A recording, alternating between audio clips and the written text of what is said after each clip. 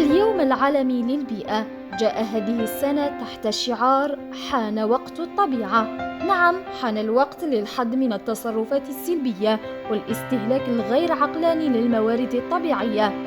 اليوم نحن ملزمون كلنا كأفراد ومؤسسات وجماعات محلية لتعزيز حس المسؤولية للحفاظ على البيئة.